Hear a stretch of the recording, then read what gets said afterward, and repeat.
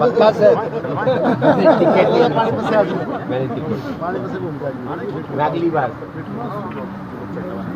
पानीपत से घूम जाएगी। सर इलेक्शन में आ रहे हैं, कोई बात नहीं, जिस दिन बुलाओगे उस दिन ही आ जाएंगे, उससे पहले ही आ जाएंगे। ठीक है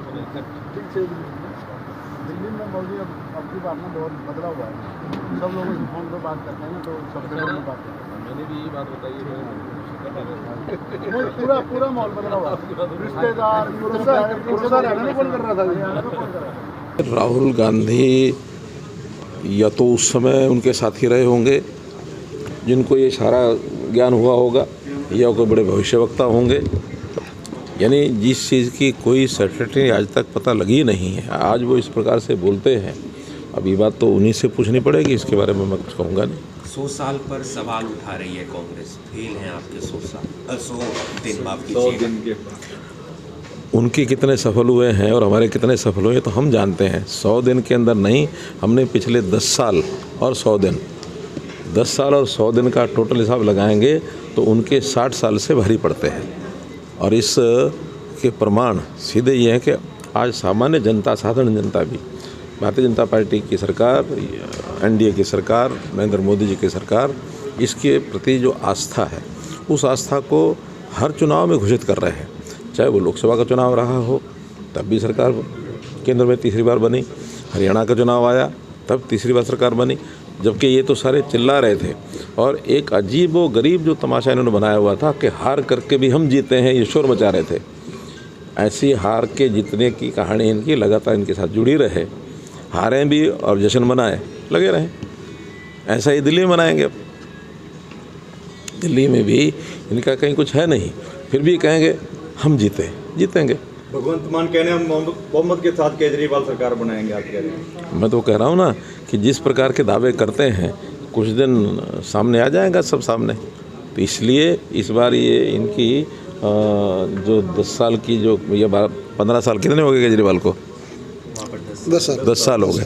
तो ये 10 साल के जो कारनामे इनके हैं ये जनता के सामने हैं। जनता अब इस प्रकार के जो बार बार बोलने वाले झूठ हैं इसके ऊपर कोई भरोसा करने वाली नहीं है। और जितने इनके खिलाफ जितने केसेस बन गए इनके मंत्रियों के खिलाफ, इनके विधायकों के खिलाफ और इनके खुद के खिलाफ, इन आज तो स्थिति ये है कि इनके सारे कारनामों को ये कहीं जा कर के बताते हैं, अपने आप को निर्दोष सिद्ध करते हैं, तो लोग इनको पे हंसते हैं। सर जिन्ना साहब ने मुलाकात की है शायद आपसे? बहुत लोग मुलाकात करते हैं। कौन बन रहा है प्रधान? कोई रोकता नहीं, हमारा कोई इंटरेस्ट नहीं है। हमको जो बताने आते हैं हम सुन लेते हैं। एक और बात, भूपेंद्र सिंह हुड्डा का बयान आया पिछले दिनों कि वो तंत्र के कारण हार गए, यानी कि तंत्र आपके पास था। देखिए, लोकतंत्र जो है वही तंत्र है। लोकतंत्र के अलावा और कोई तंत्र नहीं है। लोकतंत्र में जो जीतता वो जीतता, जो हारता वो हारता है। अब वो केवल तंत्र की बात करते हैं, लोक की बात नहीं करते हैं। लोग जिस प्रकार से उनके खिलाफ खड़े हुए, लोगों ने उनके शासन को हमारे शासन को मिला करके देखा, तुलना की। आज भी लोग कहते हैं कि कितना बेहतर तरीके से 10 साल का जो शासन चला, लोगों को घर बैठे सब सुविधाएं मिली, किसी को कोई परेशानी नहीं। और हमने राजनीतिक भेदभाव के बिना एक राजनीति से ऊपर उठ कर के सारे प्रदेश में जो काम किया है, आज भी लोगों के सर यानी जादू सर चढ़ बोलता है। ये आप सबने भी देखा है।